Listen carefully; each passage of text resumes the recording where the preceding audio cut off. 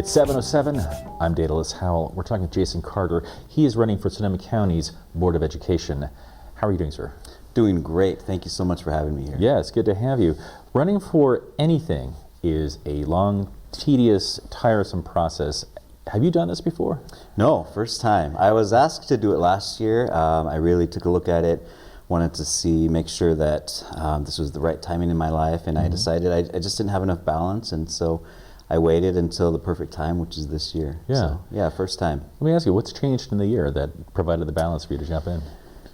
I got engaged. Congratulations. I met the woman of my absolute dreams. Really, she taught me how to be in love, but also how to be loved. Betsy Chavez, and she's the most amazing support person I've ever met, and I feel undeserving at times of her love. So it's just unconditional, and with that support, it's really given me the foundation to be able to pursue other goals of mine. So. Yeah, no, I'd imagine, and I'm sure everyone out there is now weeping. Yeah, that's a great story. In terms of your background, have you been an educator? Are you involved with the education world? Well, I've created and designed a high school diploma program for 16 to 24-year-olds. It's alternative education. I used to work for a community action partnership with Sonoma County, and in 2012, I was asked to create and design and launch a high school diploma, workforce development, and college and career mentoring program for high school dropouts. And so I was able to... That would be me, sir. I don't have a diploma. How do I get one from you? Well, I left, and so Community Action still runs the program. Did you keep any that I could, like, you know, I'm not sure if you're 24. No, I'm not even 44. Or under, but it's really designed for the youth that have left school, that weren't successful in the traditional sense, but we wanted to provide that, not only the high school diploma, but get them prepared to enter the workforce. That was a big thing, and when I created the program, I wanted to make sure that our youth are prepared with a career portfolio. We had paid internships with the Sonoma County Energy Division. That's great. We had pre-apprenticeship programs with the Laborers Union, but we also had occupational training with national certification. So we're giving them hands-on experience in conjunction with classroom experience. It sounds better than real school, regular school. It's pretty amazing. I'm a big supporter of the public school system, but our superintendents, our principals, our educators are the first people to say, you know what, our design is not for 100% of our youth, and there needs to be alternative programs. Our design is for kids working in factories in the 1800s. I mean, it's old. Yes. But I think it's great that you're sensitive to the needs of alternative students, right? And especially running for the Board of Education. Are you going to bring that sensibility to the board? Oh, absolutely. Yeah. Sonoma County Office of Education runs alternative ed programming. Yeah. Not only in Juvenile Hall, but also in Santa Rosa and then in Petaluma as well. And so I think I can bring that expertise because I've created it, but I've also expanded it as well. Yeah. And the reason why I'm so passionate about it, I was an at-risk youth myself. I was a high school dropout myself. Right on, dude. Yeah, there we go. We should start our own team, our own club. We'll have t-shirts and everything. But for me, really struggling and being disconnected from school when at that time I felt, growing up, school was a safe place for me. Let me ask you, where'd you grow up? In Santa Rosa. Born and raised in Santa Rosa, in the Apple Valley neighborhood. So we grew up poor. We grew up very disconnected from the community's resources. Yeah. And my dad was an alcoholic. He was in, he was out. And my mom really took care of us. And she made sure that we were well taken care of. And, we didn't have the luxury of pursuing goals and having college and career development opportunities, and so it was a struggle. You know? And by the time I was in high school, I was just really angry, confused, and so I left, and I went down this journey of substance abuse. Right. Yeah. Which one's susceptible to when you're out of a system where you have places and people to connect with, and. Right. Did you do the proficiency exam in California? I went through an alternative ed program, luckily. And then my mom was like, you need to get your high school diploma, so she pushed me through an alternative ed program. I tried the JC at that time. I was not ready. I think I got 3 Fs, 1 D, right. and an A in psychology.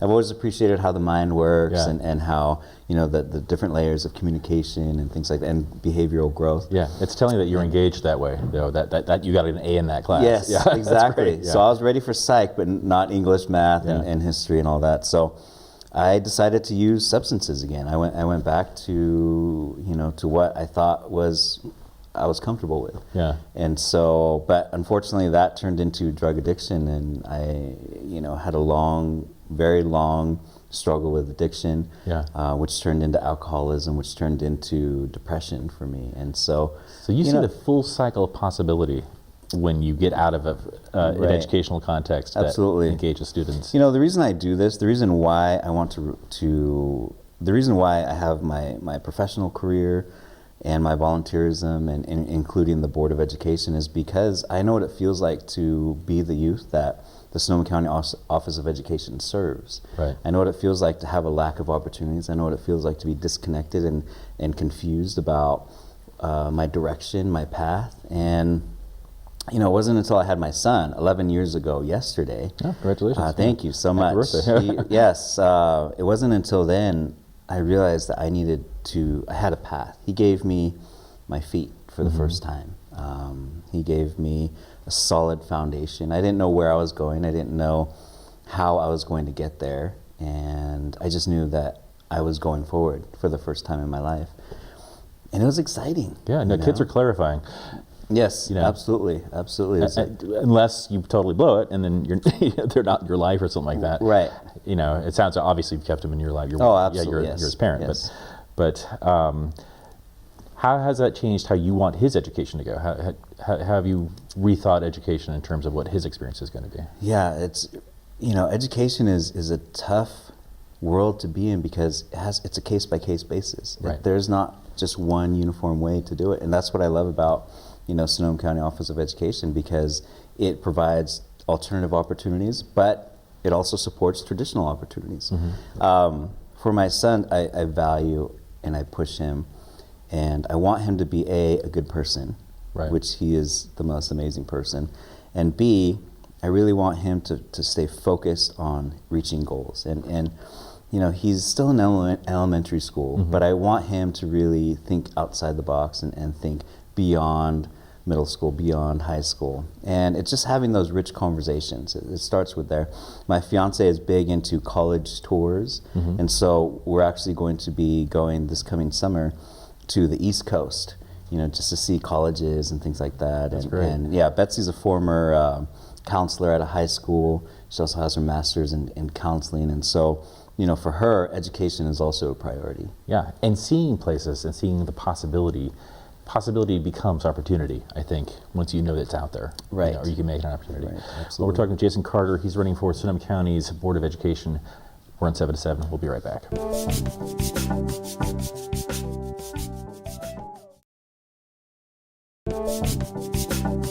It's 7:07. I'm Daedalus Howell. We're back with Jason Carter. He's running for Sonoma County's Board of Education.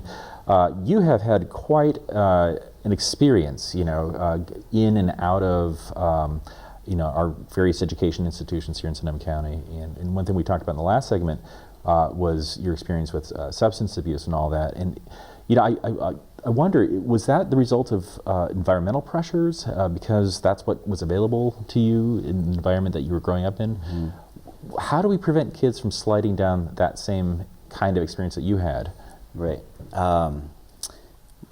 I feel personally it was because of the barriers that I had because of my neighborhood. Okay. So I growing up in poverty, being born into poverty. Right. What we see in our environment is people working multiple jobs, people not home because they are working multiple jobs.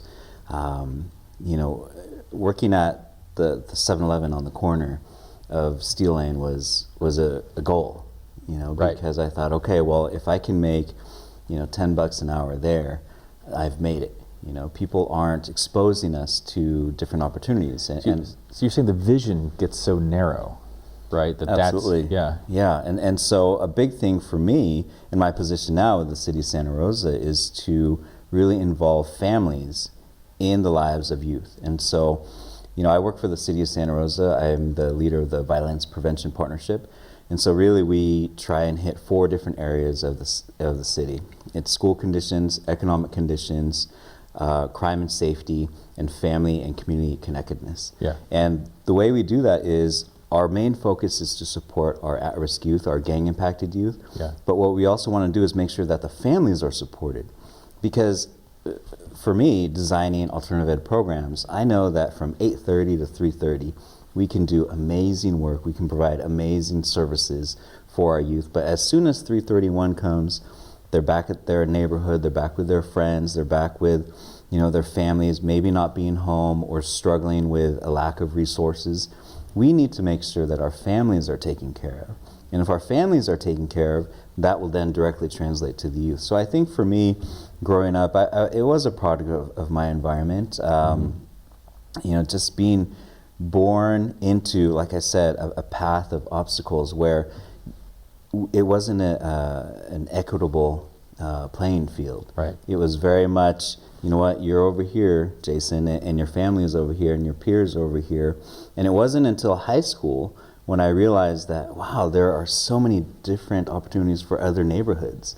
The Portrait of Sonoma has identified different neighborhoods having an 8-year lifespan difference. If you live in one neighborhood in, let's say, the Roseland area, yeah, and then just across the freeway, if you live in the Bennett Valley neighborhood, you're actually expected to live longer because you have better access to education, better access to healthcare, better access to employment opportunities.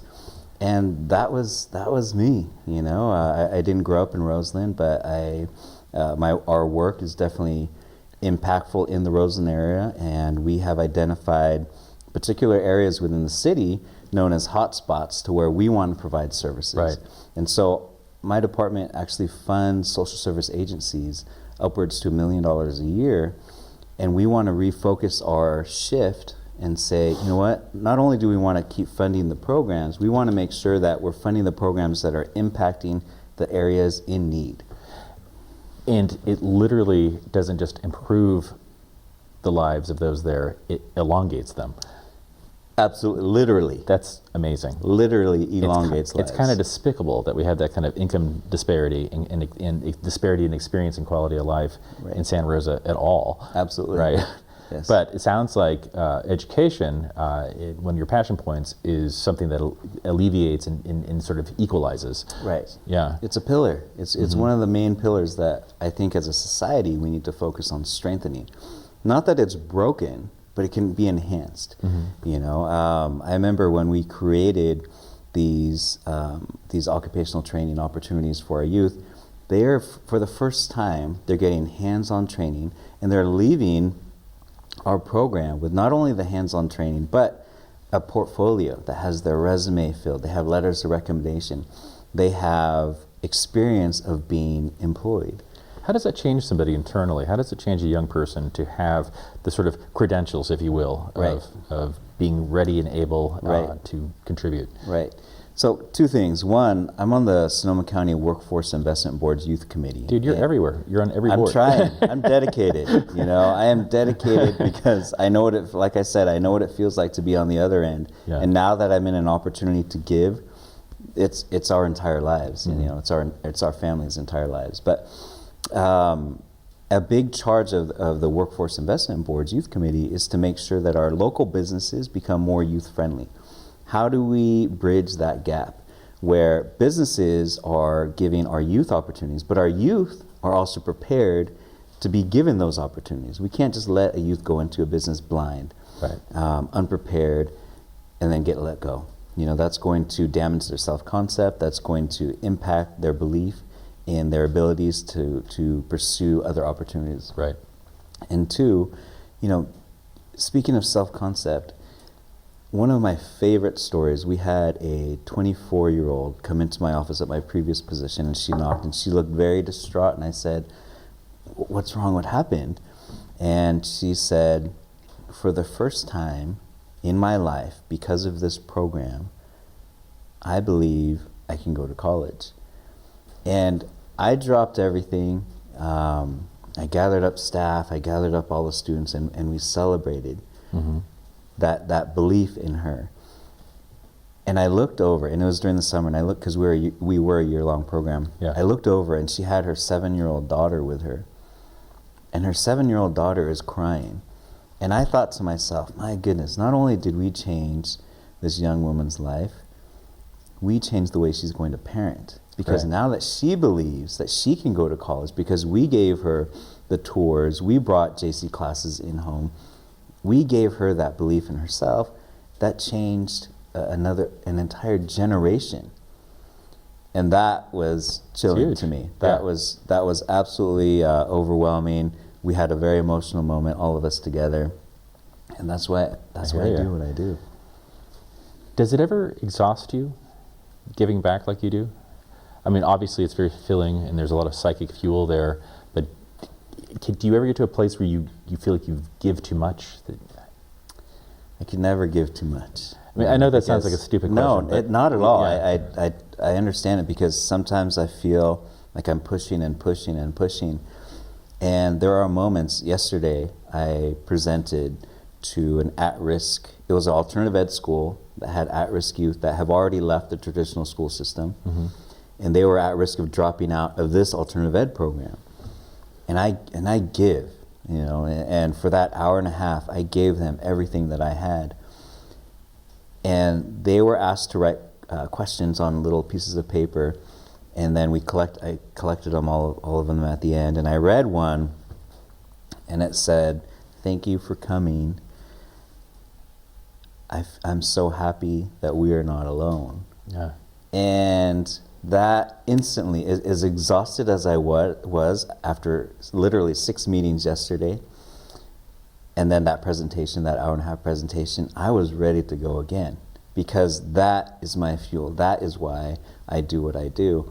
Waking up on a Sunday morning at 7 to walk neighborhoods, and then go to church, and then go to a campaign event with my fiance, and then dropping off all the kids and my fiance, and then walking neighborhoods until night.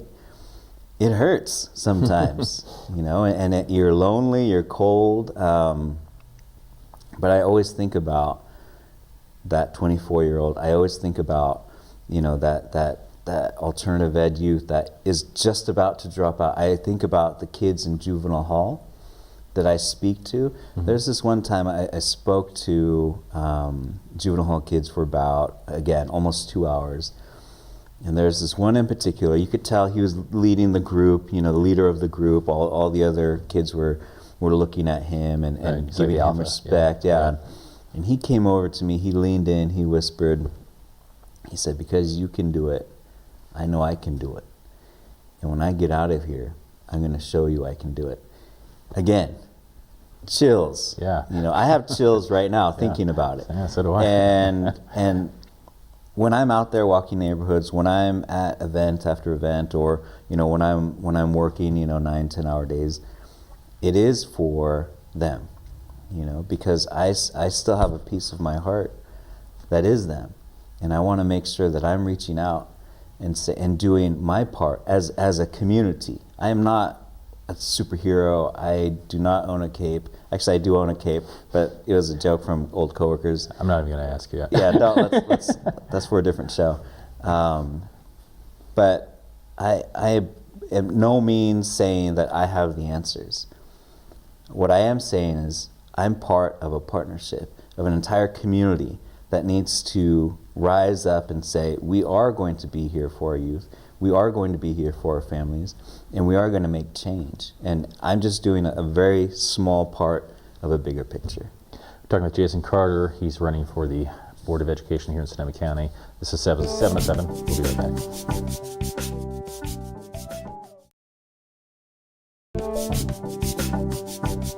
It's 7:07. I'm Daedalus Howell. We're back with Jason Carter. He's running for the Board of Education here in Sonoma County.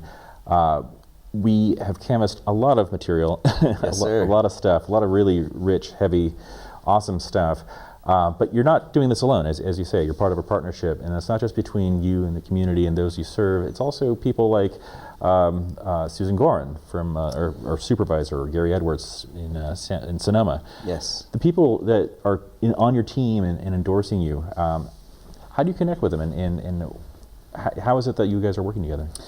You know, some have just been a witness to my work over the years, and other educational leaders. The reason why I'm running, actually said yes and announced was a lot of our education leaders in our first district encouraged me to run. Which is obviously flattering. Yes, sir. And encouraging. But what is it about you that they're responding to, where they see you as a leader, where they want you to represent them and their cause? Right. I think I'm doing it. I think I don't want to speak for anybody, but I do. The feedback that I've gotten is because I do it with a very genuine, authentic lens. Regardless of titles or name badges, I would still do the work that I do. In fact, I'm still creating partnerships even without having this position. I'm still doing and creating and nurturing partnerships and opportunities for the entire first district because I do care. And I think people enjoy that, I'm not looking to run for any other positions, county supervisor, city council, even though it has been suggested. Yeah, because that's the inevitable next question is is this the beginning of a career in politics? I don't know. Yeah. I do know that I am only focused on the Board of Education. And I think people, first district supervisor Susan Gorin, both of the mayors of Santa Rosa and Sonoma, because the first district runs from Sonoma Valley all the way to East Santa Rosa. It's a pretty large geographical district. Wow. Both of the presidents of the Santa Rosa and Sonoma Valley school boards have endorsed me. I have Santa Rosa Mayor John Sawyer, Vice Mayor Tom Schwedhelm, council members Ernesto Olivares, Julie Combs, Chris Corsi, Gary Wysocki. I have Sonoma council members Gary Edwards, Rachel Hunley, just a lot of great people supporting me. I mean, these are our electeds in our first district saying, Jason, we support what you're doing. County supervisors James Gore, Shirley Zane as well. But of all of my heroes that I just listed, the biggest endorsement that I could have possibly obtained are the current Sonoma County Office of Education trustees from districts 2, 3, 4, and 5. Every single one has publicly endorsed me. And that says a lot, because they know the job. Right. And they know the job of the first district representative. Right. But yet they are publicly endorsing me.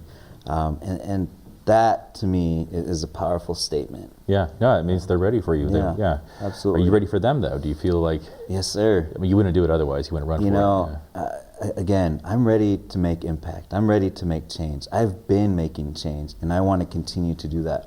Whether I'm elected or not, I will always impact our youth and families. That's who I am, and I truly believe that my past that we've touched on has really prepared me to do what I do. You are able to manifest a lot of change and have direct effect on people's lives for the better. Is there anything you think you can't change? And that's not a trick or cute question. Absolutely. Yeah. It's, I think as long as we work as a unified team, I'm also a Gallup certified strengths coach. It's a workforce development and professional development coaching tool. And so I'm all about working as a unit, being a piece of the unit to move forward. I feel that as long as we are part of a team, whether that's at a local district, a county district, whether it's at a regional district, whatever team that we're working for, I think as long as we're working collaboratively, we can make change. Now, I'm not saying that we can solve every problem and issue that we are facing, because there are a lot. But if we're consistent, and if we rely on each other, and if we trust each other, and we really believe in each other, and really assess and evaluate each other, I think one of the main things that I always bring up when I'm out in the community is that it's so easy to get so focused on the service delivery. I said it at a conference. We had a gang prevention awareness conference a couple of weeks ago, and I posed the question: who has heard of the phrase, it takes a village to raise a child. But I said, we need to look at the village. Who's raising the village? And I think that's very important. Children are. And for I hope not.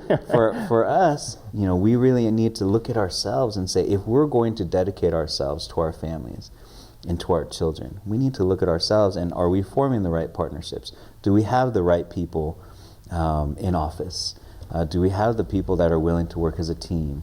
And so to answer your question, that really doesn't answer your question, but I really feel that as a team, as a unit, a lot can be accomplished. Philosophically, it answers the question. I guess. Great. Yeah. Hey, we're talking with Jason Carter, 707. He's running for the Board of Education in the County of Sonoma, Area 1. Thank you for coming on. Yeah, absolutely. I also have a T-shirt for you. I'd love to give you one of these. It says, Vote Jason Carter. Oh, awesome, the website is votejasoncarter.com. Here you go, sir. Thank you. Appreciate it. Yeah, you're welcome. That's great.